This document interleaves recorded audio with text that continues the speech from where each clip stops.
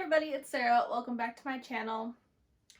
My t-shirt says, I mourn the deaths of fictional characters. And so today I thought I'd walk you through, I think I have a list of 7 fictional deaths that I'm just still not over. I think about these characters and it still makes me sad, even if it's been, I want to say one of them, it's been at least 6 years since I've read about this character's death.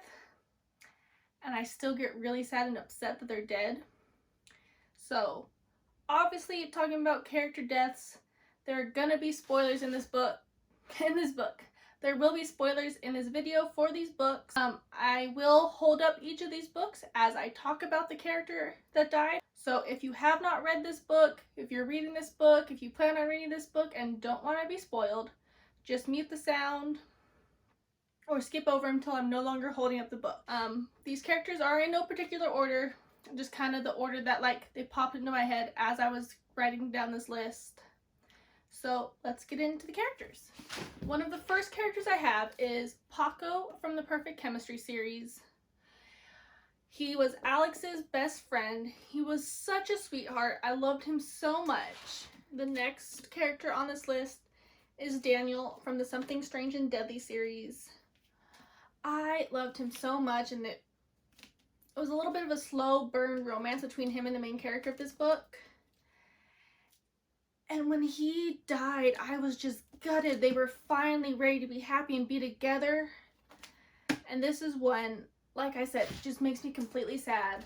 There's been a couple times where I've thought about rereading this series, but I will not live through Daniel's death again. Daniel deserved better. Another one on this series, we have Ash from the Sanctuary, the Awakened duology, by a very good friend of mine, Sarah, Elizabeth Santana. Oh, I was so pissed. I was so pissed that she killed him off. I remember I sent her Snapchat, Instagram, Facebook message, whatever it was, and I sent her a message like, how could you kill Ash? Oh, next up, oh, this one brought me to tears. Liva at the very end of Lord of Shadows. Oh, I was gutted, and then every time she was mentioned in Queen of Shadows, I just felt so bad for Ty losing his twin. It's just really sad, especially it being a child death. I was so upset. I was really, really looking forward to seeing her and Ty become parabatai and kick demon ass together. But she just didn't get that far. So you all know how much I love the Selection series. American Maxim Forever. Neither of them died, if you're wondering. No. We lost Celeste at the very end of this book. She had just we had just had her character arc. She had just had her redemption.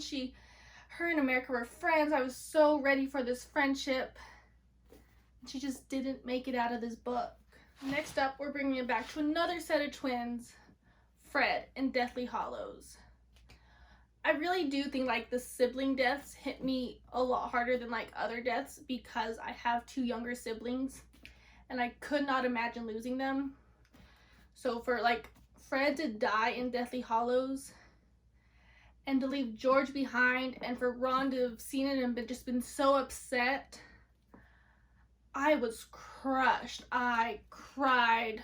And just as an honorable mention is Hedwig. Next up is kind of an unconventional death to be very sad about. Our bad guy in the Shadow and Bone trilogy is the Darkling. But I was really liking the Darkling, and it was moments before we found out he was the bad guy. I tweeted something like, so is the Darkling a good guy, or are you guys all just gonna let me fall in love with the bad guy in this book? Turns out he was the bad guy, and I'm still very upset that he died. He'd probably be one of my favorite bad guys in a book series.